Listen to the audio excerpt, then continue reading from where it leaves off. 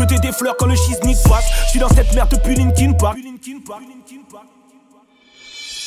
Salut les champions, petit retour en arrière.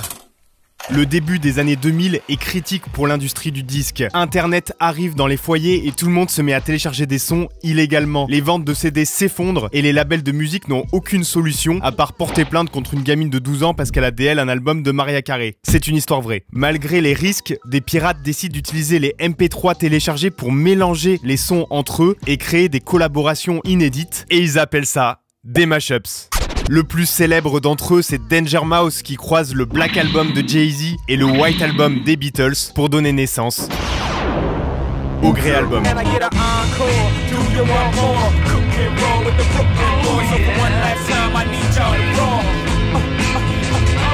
Le label des Beatles essaie à tout prix de faire interdire le projet, mais évidemment, plus ils en parlent, plus il a de succès, et il atteint le chiffre astronomique de 100 000 téléchargements par jour. La chaîne de télé MTV se dit alors qu'il y a moyen de se faire énormément d'argent, de très belles connexions artistiques. Il décide de lancer une émission de mashup, et pour le premier épisode, il contacte un des plus gros rappeurs de l'époque, Sean Carter, aka Jay-Z.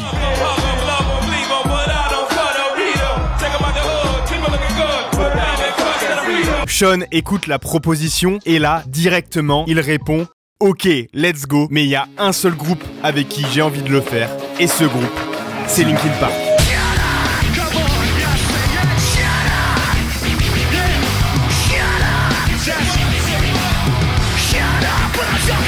Au lieu de se limiter à un mashup, Jay-Z et Linkin Park décident de créer un album de 6 titres, Collision Course. Le projet se place directement numéro 1 du top 200 américain. Il fait double disque de platine et il remporte un Grammy Award avec le single Numb Encore.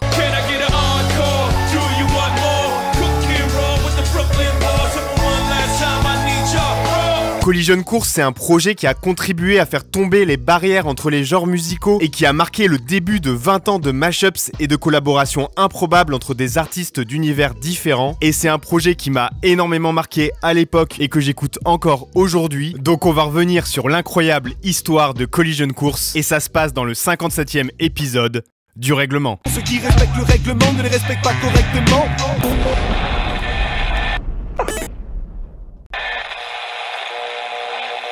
Bon, pour capter à quel point Collision Course était une dinguerie, faut se replacer dans le contexte de l'époque.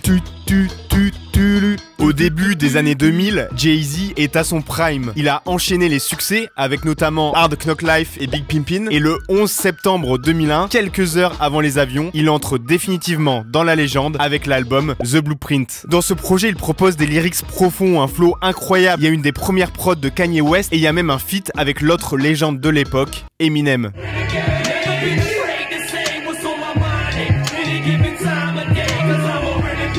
Jay sort ensuite The Blueprint 2 qui se vend encore mieux que le premier et en 2003 il enfonce le clou définitivement avec le Black Album.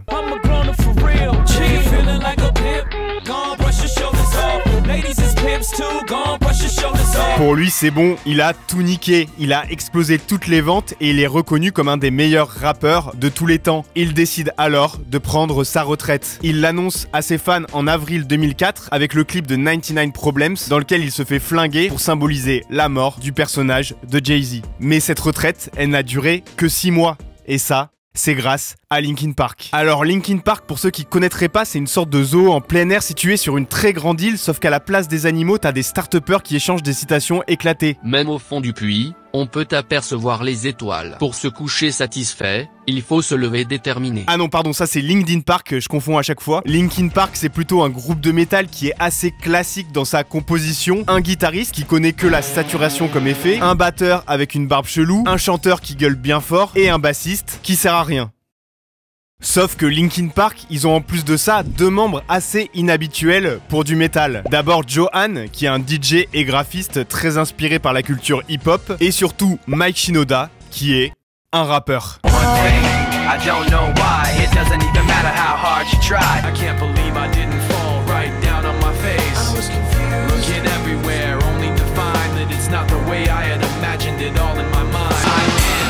Loneliness, a little bit of disregard, handful of complaints, but I can't help the fact that everyone can see these scars. I can't forget about the criminal I am, stealing second after second just cause I know I can.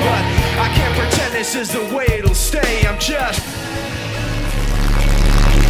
Avant d'être rappeur, Mike a commencé en tant que beatmaker quand il était au collège, et ses premières prods, c'était en fait des mashups. I learned how to produce by doing mashups. Il prenait des instrus des groupes de rock qu'il kiffait comme Nine Inch Nails ou Rage Against the Machine et dessus il ajoutait des acapellas de Mobb Deep ou du Wu-Tang. Cette manière de mélanger des styles totalement différents, c'est ce qui est ensuite devenu la marque de fabrique de Linkin Park. Ils ont annoncé la couleur dès leur premier album qu'ils ont nommé Hybrid Theory vu que leur musique c'est un hybride, un mélange de métal et de hip-hop. La proposition semble un peu incongrue, surtout à l'époque, mais l'album a eu un succès monstrueux. Et quand je dis monstrueux, c'est vraiment monstrueux. Il s'est vendu à 27 millions d'exemplaires, c'est-à-dire presque autant que l'intégralité de toutes les ventes de la carrière de Jay-Z jusqu'à aujourd'hui. Hybrid Theory, c'est tout simplement le premier album le plus vendu de l'histoire du 21e siècle. Moi, c'est un des tout premiers albums que j'ai écouté de mon plein gré, et comme je connaissais pas grand-chose à l'époque, ça m'a donné envie de creuser les différents styles présents dans le projet, et j'ai encore plus kiffé l'album suivant, Meteora, qui lui aussi a tout pété niveau stats. Je me rappelle notamment du clip animé de Breaking the Habit qui avait été réalisé par Nakazawa Kazuto, le mec derrière les scènes d'animation de Kill Bill. Le film était d'ailleurs sorti la même année.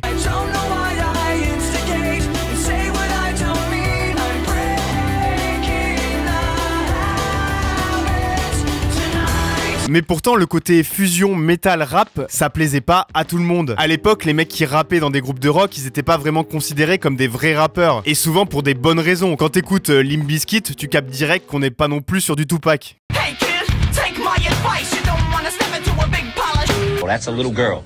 That's a Girl Scout right there. Mais Mike Shinoda, c'est un vrai passionné de hip-hop, et ça, Jay-Z est un des premiers rappeurs à le capter. I remember when I first discovered Linkin Park, and I remember hearing his voice, and I was like, that guy has to be influenced by Rakim. Rakim, c'est un des piliers du rap new-yorkais et une des plus grosses influences de Jay-Z. Du coup, il s'est directement reconnu dans ce que proposait Mike, même s'il avait pas du tout le niveau de Rakim évidemment. Mais ça, c'était compensé par l'équilibre qu'il arrivait à créer avec les autres membres du groupe. And then hearing Chester's voice and saying these dudes is really special. You got to get this out. Du coup, il y a dès le départ eu une vraie envie de connexion artistique. Mais Sean Carter, c'est également un très bon businessman, et je pense qu'il a dû se dire que vu qu'Hybrid Theory a tout balayé, il y avait moyen de se mettre bien. Il restait donc plus qu'à se connecter.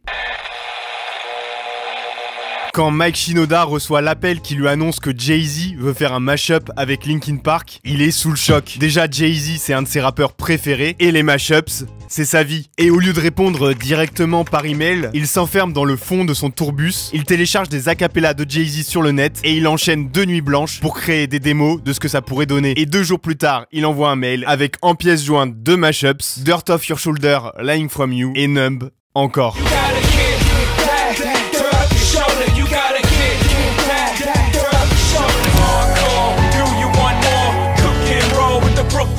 Giga reçoit ça et il répond par SMS « Oh shit !» Frérot, c'est « Oh merde !»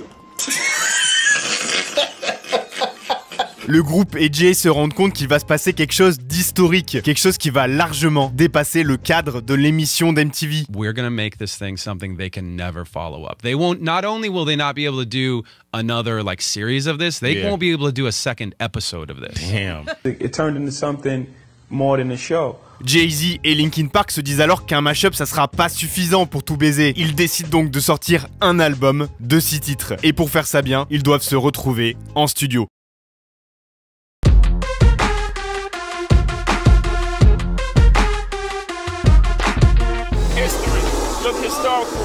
Le 16 juillet 2004, Jay-Z et Linkin Park se rencontrent donc pour la première fois. Ils ont jamais travaillé ensemble, du coup forcément au début c'est un peu chelou. I apologize if any levels are off, but... Yo, hurry up, Mike, shit! These vocals aren't quite finished. I don't think they ready for it. I don't think they think... Puis petit à petit, ça se détend, il commence à faire des petits ajustements au niveau des structures des sons. Par exemple ici sur Numb encore.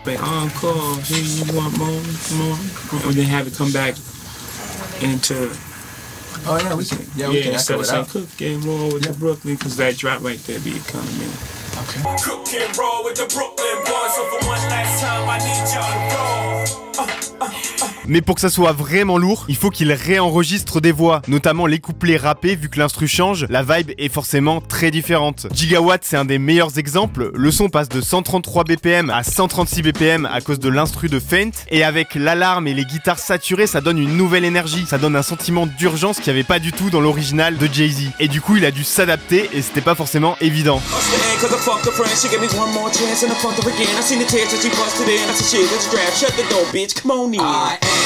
That shit is fucking hard though. That shit is fast as shit. I might have to bring out the young Jay-Z.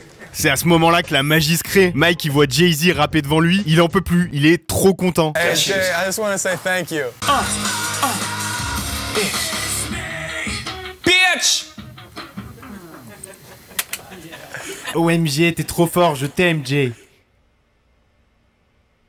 Jay-Z était connu à l'époque pour être un vrai performeur et pour enregistrer en one shot en 1 ou 2 prises maximum. Il avait par exemple record 9 sons de The Blueprint en seulement 2 jours. Du coup là, en une soirée, c'était plié. Professional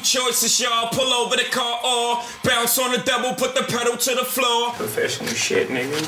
Operating at a high level. You ain't never seen no shit like this before. Make this shit look easy. Une fois les enregistrements terminés, le groupe éteint les ordis, il range le studio, les caméras de MTV se barrent. Là, Mike envoie une série d'instrus et il se met à freestyler avec Jay-Z. Il n'y a aucune trace de ça malheureusement, mais le moment a dû être incroyable. Et ce qu'on sait, c'est qu'un vrai lien s'est créé entre eux à ce moment-là. We really had a genuine vibe and a bond right away. Like I knew from the first time when they walked in the studio that it was like these guys were professional and good human beings on top of that. Le projet était donc terminé, il ne restait plus qu'à le dévoiler au public. Alors, Linkin Park avait une sorte de fan club qui s'appelait Linkin Park Underground ou LPU. Les membres du club payaient un abonnement et en échange, ils récupéraient des mixtapes exclusives, des infos, des t-shirts et ils avaient accès à un forum. En juillet 2004, le groupe poste un sondage sur le forum pour demander à leurs supporters quels sont leurs goûts musicaux en dehors de Linkin Park, évidemment. Je pense que vous voyez venir la suite. Ceux qui ont répondu rap, hip-hop ou Jay-Z ont été invités au concert de présentation de l'album. Et ceux qui ont répondu Chihuahua de DJ Bobo ont été invités à rester chez eux et à se remettre en question. On arrive donc au Roxy Theater à Hollywood. C'est un lieu mythique où sont produits Bob Marley, les Ramones ou encore Michel Polnareff. Jusque-là, le concert était resté secret et personne ne savait vraiment à quoi s'attendre. Linkin Park arrive sur scène, ils font 5 sons à eux, dont Breaking the Habit et Somewhere I Belong. Puis il y a un petit blanc et Mike déclare « Oh boy ». Bon, la surprise aurait pu être encore plus réussie s'ils n'avaient pas écrit Jay-Z versus Linkin Park en énorme sur la salle de concert. Toujours est-il qu'ils décident de lancer le premier son, le mix de Dirt Off Your Shoulder et Lying From You, et le reste appartient à l'histoire.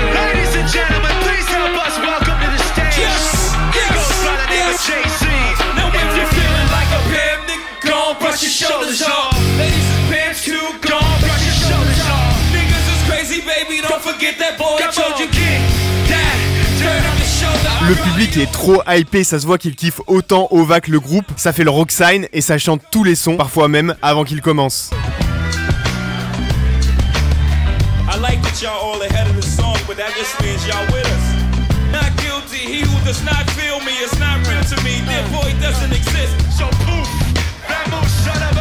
Bref, le concert se passe super bien, le public est en feu, les prestations sont carrées, le job est fait, le projet est validé. Le groupe sort de scène, les techniciens commencent à débrancher le matos, et là, un mec de MTV se ramène et dit excusez-moi ?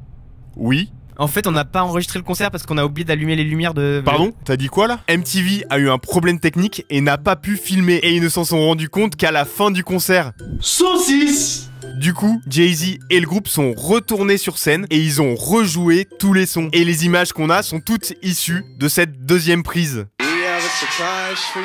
Quelle surprise! Vraiment étrange ce qu'il se passe. Et heureusement qu'on a eu cette deuxième prise, ça a permis de vivre le gros kiff de Mike Shinoda. Le mec vit vraiment sa meilleure vie à ce moment-là. Moi, à chaque fois que je revois le concert, ça me fout le smile. Par exemple, quand il rappe 99 Problems de Jay-Z, backé par Jay-Z. Ou alors sur Faint, il commence par cracher son couplet. Puis il chope une guitare pour lâcher un gros riff. Puis le Young Jay-Z envoie son flow accéléré, l'enchaînement est incroyable.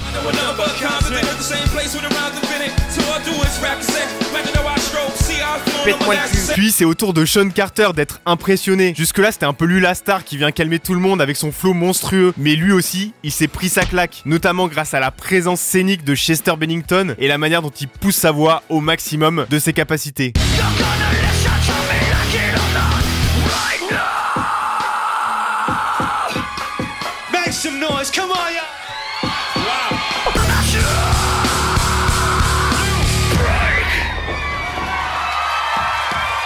Ah ouais, il est chaud lui. Jay-Z repart chez lui, conquis par le groupe en le voit en train de chanter Breaking the Habit en sortant du bus.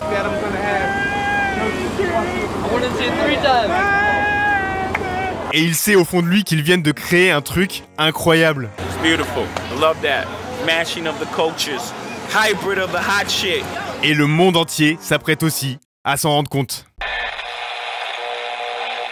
Le 10 novembre 2004, MTV diffuse son docu sur la création du projet. On saura jamais si c'est parce qu'ils ont été trop impressionnés par Collision Course. En tout cas, il n'y a pas eu d'autres épisodes ou d'autres mashups produits par la chaîne depuis. Et ça, malgré le succès phénoménal de celui-là. Le single Numb encore a remporté le prix de la meilleure collab entre rap et chant aux Grammy Awards de 2006. Jay-Z avait sorti le costard, Chester avait visiblement un entretien sur Zoom après la cérémonie.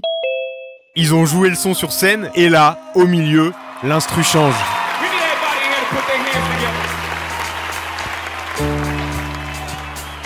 Mike Shinoda se met à jouer Yesterday des Beatles comme un hommage au Grey Album qui a été le point de départ de toute cette aventure. Jay-Z pose le second couplet d'Encore. Chester chante le refrain de Yesterday avec des bacs de Jay.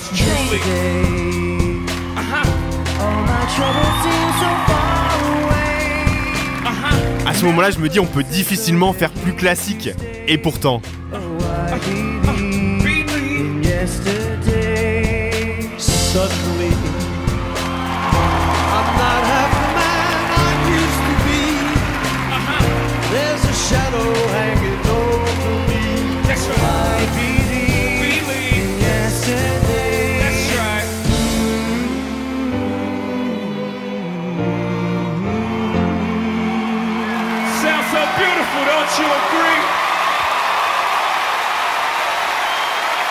Thank you very much. Sir Paul, thank you very much. Et je lui ai bien baisé sa mère à la gamine. Bref, Collision Course c'est un énorme succès et même si peu de gens s'en rappellent aujourd'hui, le projet a eu un vrai impact. D'abord pour Mike Shinoda, ce projet ça a été le déclic pour lui pour se lancer pleinement dans le hip-hop. Un an après Collision Course, il sort The Rising Tide sous le pseudo Fort Minor et c'est évidemment Jay-Z qui est le producteur exécutif de l'album. 10% luck, 20% skill, 15% concentrated power of will. Collision Course a aussi été très marquant pour Jay. Numb encore, c'est encore aujourd'hui son deuxième morceau le plus écouté derrière Paris. Et il le joue régulièrement en concert en rendant hommage à chaque fois à Chester qui nous a malheureusement quittés en 2017. Dedicate the song to Chester. Can you guys light it up tonight? Chester.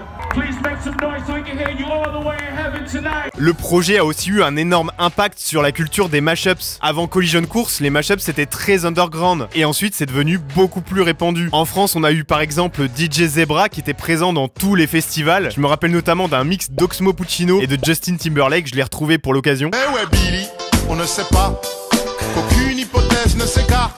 Et dernièrement, c'est devenu de plus en plus facile d'isoler des acapellas grâce à l'intelligence artificielle avec des sites comme Lalai ou Vocal Remover. Du coup, il y a de plus en plus de mashups. Il y a des feats Nekfeu, Vald, Aurel San, Alpha One, Montesquieu, Maître Caillot, Double Cordon Bleu. Il y a Cobaladé avec des musiques de Pokémon. Il y a Niska sur du Claude François ou Freeze Corleone qui fête son anniversaire. Qu'est-ce que c'est trop beau la vie, et je paye tout avec. Je suis sous Jack dans mon bendo. Je fais repérage de femmes sur les réseaux. Shenzhen, Koba, Chief Kiff Fredo. On est là pour le crash, pétasse, il vide les dos. Très loin dessus d'eux comme si je visite les dos. J'ai fait un rêve où j'exécutais 10 000 pédos. Et cette culture des mashups, ça l'a aussi permis de dépasser les barrières entre les genres. Mashups have just been, hitting the streets a little bit harder because the line between rock and hip hop has been, being crossed for quite some time now. Putting those two things together just kind of seemed natural. Il y avait déjà des groupes hybrides comme Gorillaz ou Rage Against the Machine, mais avec Collision Course, le grand public a passé un nouveau cap. En fait, à l'époque, il n'y avait pas de recommandations Spotify, pas de playlist, pas de Twitter, pas de magnifique chaîne YouTube qui manie le fond et la forme comme personne. Oh oui, oh, c'est incroyable, oh, elle est trop belle cette chaîne YouTube. Du coup, ça pouvait être assez rare pour un auditeur de rock de tomber sur du rap et inversement. Et avec Collision Course, les deux publics se sont mélangés pour la première fois à cette amplitude et à l'échelle mondiale. Et ça a ouvert la voie commercialement à beaucoup d'artistes qui se définissent au-dessus des genres comme Kanye West, Travis Scott ou encore XXXTentacion. La collision a donc bien eu lieu.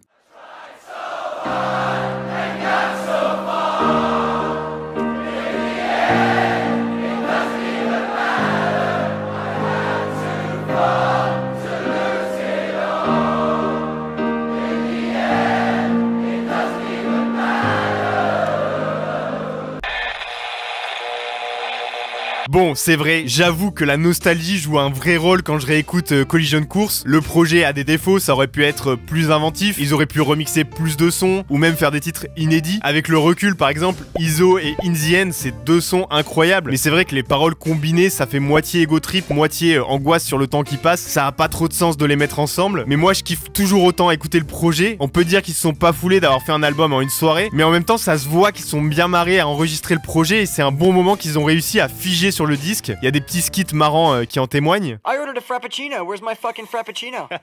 Et il y a des titres que je trouve meilleurs dans Collision Course que leur version originale. C'est le cas de Encore que je préfère avec Numb ou de Fent que je préfère avec Gigawatt. Donc je vous conseille de vous faire l'album. Il dure que 21 minutes, c'est parfait en fin de journée dans les transports. Vous pouvez aussi mater le concert mythique sur YouTube. Je vous mets pas le lien, mais je pense que vous aurez aucun mal à le trouver. Et une fois que vous avez écouté tout ça, revenez me dire ce que vous en avez pensé dans les commentaires. Je suis curieux d'avoir votre avis. Merci d'avoir regardé cet épisode, ça fait super plaisir. La vidéo va très certainement être démonétisée, donc merci à ceux qui soutiennent avec un don sur Patreon. Et merci aux sponsors. Et cette semaine, ce n'est pas NordVPN, ceci est une descente de police. NordVPN, ça permet de se connecter aux serveurs aux 4 coins du globe afin d'échapper aux limites géographiques des différents services, que ce soit les sites de streaming, les chaînes de sport, etc., etc. Et en plus de ça, avec NordVPN, vous pouvez sécuriser votre connexion chez vous et dans vos déplacements grâce au double chiffrement des données. Comme ça, vous pouvez chiller tranquillement pendant que les données sont sécurisées. Avec un seul abonnement, vous pouvez connecter jusqu'à 6 appareils en même temps, téléphone, tablette, ordinateur, etc. Et si vous rentrez le code le règlement, ça vous donne un mois gratuit sur l'offre de 2 ans et une grosse réduction. C'est satisfait ou remboursé les 30 premiers jours, donc vous pouvez tester tranquille et je vous mets le lien en description si vous voulez péter ça. Quant à nous, on se retrouve bientôt pour un nouvel épisode et pour de nouveaux projets. Et d'ici là, je vous dis bleu. Dans la caisse, sa mère, elle me voit de loin, elle me kiffe, sa mère. Je suis pas dans sa tête, sa mère. Tu pars, je comprends pas, je me dis qu'est-ce que t'as fait. Je suis là maintenant, qu'est-ce que ça fait. Elle m'écrit tout le temps, mais je rêve pas d'elle. Pourquoi tu me testes, moi? Et voir ton nom dans mon testament.